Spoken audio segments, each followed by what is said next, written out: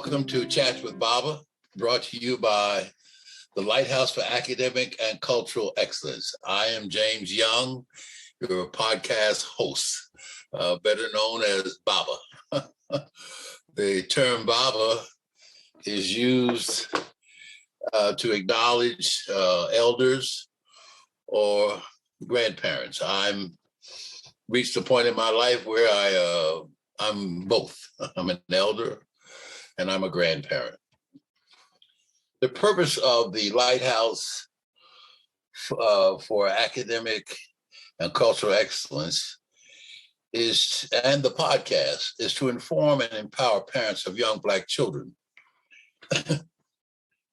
It's important for parents to understand that they are the first and foremost teachers in the lives of children.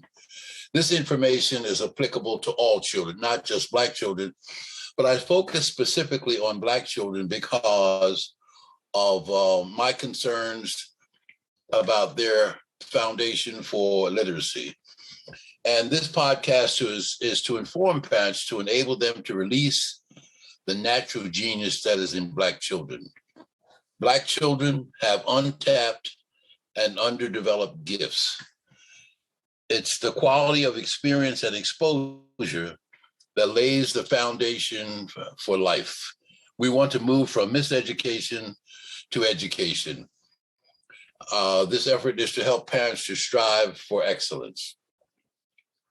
There are some things that I talk about on the podcast that I go over on a weekly basis as a reminder, because they are critical in laying that foundation. For example, the last week or so, I've been talking about the importance of time that you spend with the children, the importance of investing in the children, and patience when working with them and spending time with them.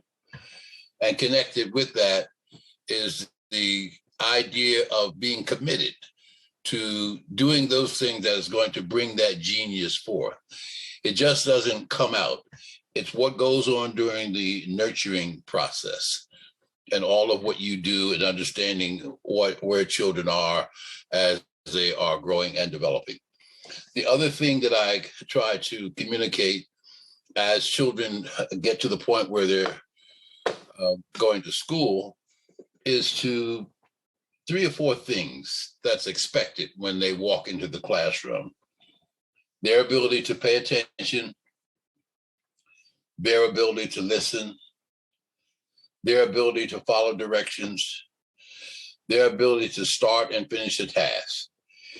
And if you do those things continuously, you will anchor them in what is expected when they walk into the class. As this academic year unfolds for all of us, even at the preschool level, elementary school level, middle school level, high school level, and even college, because of the pandemic, there is a lot of uncertainty. So there are adjustments that we all have to make. As I went back into my office after being away for almost 1.5 years, all of my teaching for the past 1.5 years has been virtual. So I had to reacquaint myself with my office. And as I was doing that, I came across a piece that I found disturbing. It isn't new, but the idea that it is still out there. Certain states look at children level of reading proficiency and use that data to determine how many prison beds that is needed. I found that alarming. As these states analyze their data, they found out that men in particular who were incarcerated could not read above the 4th grade level. I find that disturbing. There's nowhere in the workforce where that level of proficiency will enable you to participate in the workforce. So again, they look at the reading proficiency and try to determine prison populations. So part of my goal, part of my task is to say we have to stop that pipeline to prison by laying an absolute solid foundation for our children. What I want to talk about this morning is the issue of reading, of teaching reading to children. That doesn't mean that you're going to have the same level of training or of that teachers get, but there are things that as a parent that you can do to set your children up to become proficient in the reading, math, science, and technology. So today, and probably the next couple of sessions, I want to talk about the exposure of children to reading.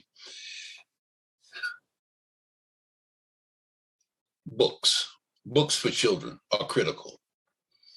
Babies aren't reading, but they are alert and aware of things that's put in front of them. So for little girls, I want to talk to you about finding books on the 4 women that were part of the movie Hidden Figures. The names of these women should ring as loud as names of folks who are in entertainment and sports. Katherine Johnson, Dorothy Vaughan, and Mary Jackson. These are the names of women who were mathematics giants.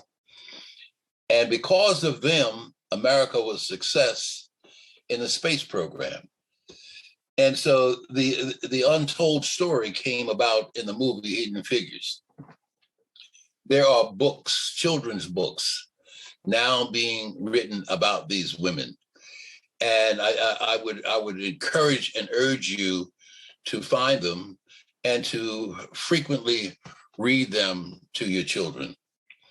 Another name is that of Neil deGrasse Tyson, an American astrophysicist, a Black male.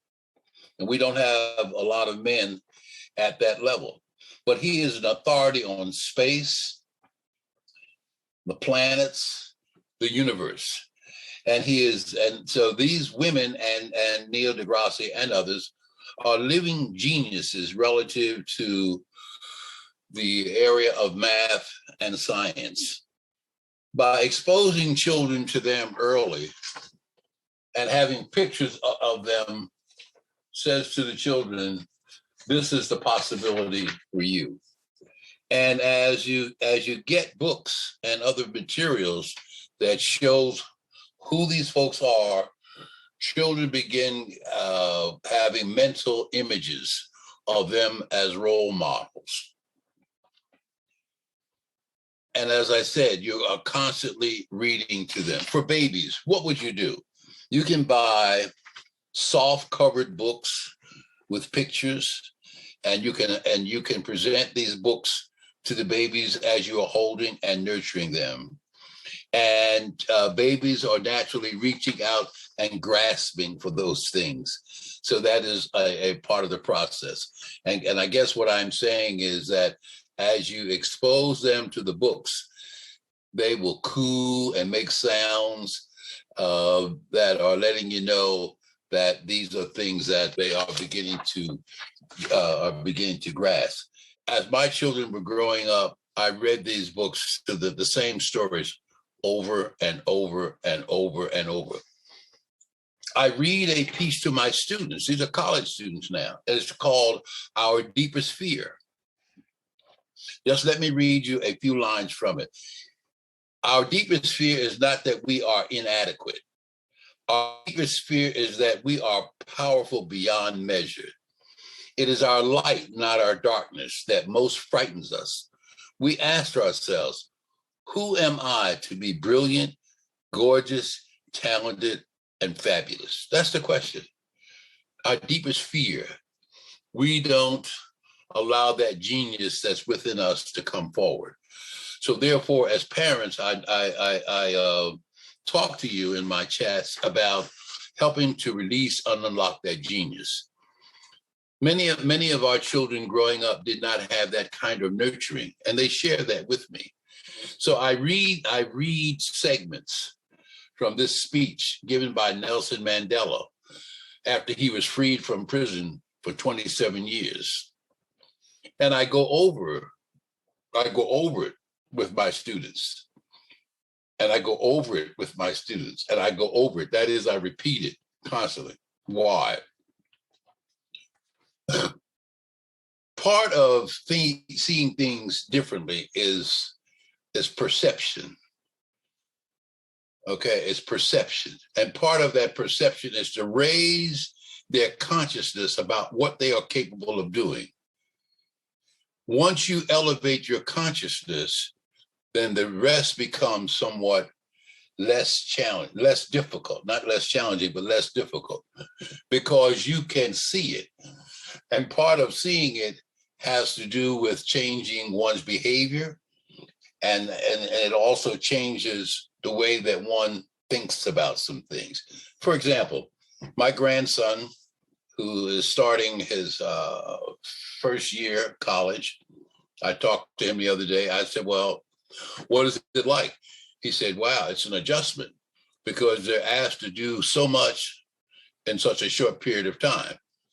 I explained to him that you are now at a different level to develop your continuous knowledge in math and science. If you're going to be a doctor, you have to have lots of information. And I said, the thing is, you have the capacity and you have the capabilities of doing it. And so he just laughed and so forth and so on. So my point to you, parents, is that in the process of nurturing your children, practice and repetition are key factors and key ingredients.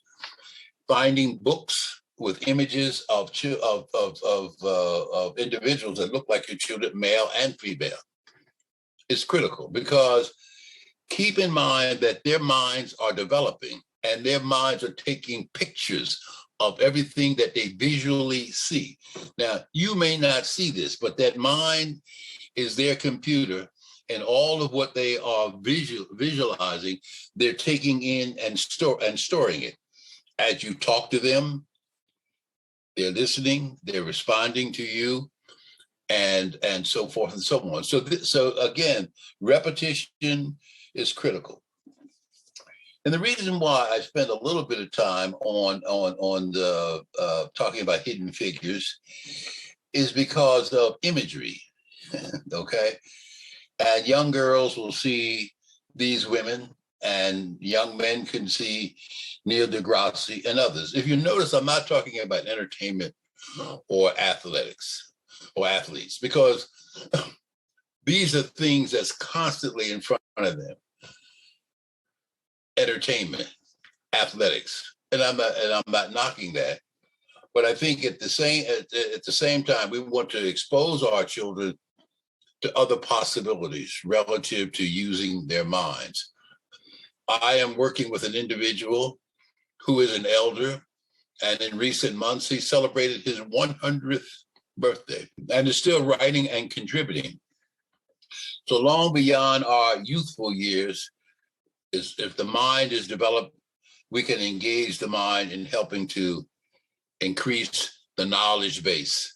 And we as young African Americans have the capacity to do that. So if I'm sort of laboring over this, I do so intentionally, because it is the literacy in math, the literacy in science, the literacy in technology that is going to enable them to be successful as they go forward. So reading proficiency, math proficiency, and investment. So that means getting out to a bookstore where they have children's literature and finding books on the women that were in Hidden Figures. Many of these books you can either get off of the internet or find out where they are. So I share with you this morning the importance of laying that foundation in the area of reading. and it begins with what you do with your children and the kinds of things that you are exposing them to. So as we move forward over the next few weeks, I will continue talking about the kinds of things that you can do as you are helping children to develop skills in reading. I will continue this next week. And probably the following 2 podcasts, I will do the same thing in math and science. All of this is to help you as a critical teacher in the lives of your children of the importance of nurturing them in these areas as you move forward. So with that, I will leave you with the understanding that you can look at my website, because a lot of this information on early literacy, a lot of the information as I continue talking about children's development will be posted there. Also in the newsletter, this information will be presented as well. So as this school year unfolds, I encourage you to be supportive of your children, because they'll come home with things relative to what's going on in school. The pandemic has, as I've mentioned before, a lot of uncertainty. So it's critical that as children come home and engage with you, that you attend to the things that concern them. And again, what we do in terms of bringing forth that genius must be intentional. So this is Baba. Have a great week and a productive year.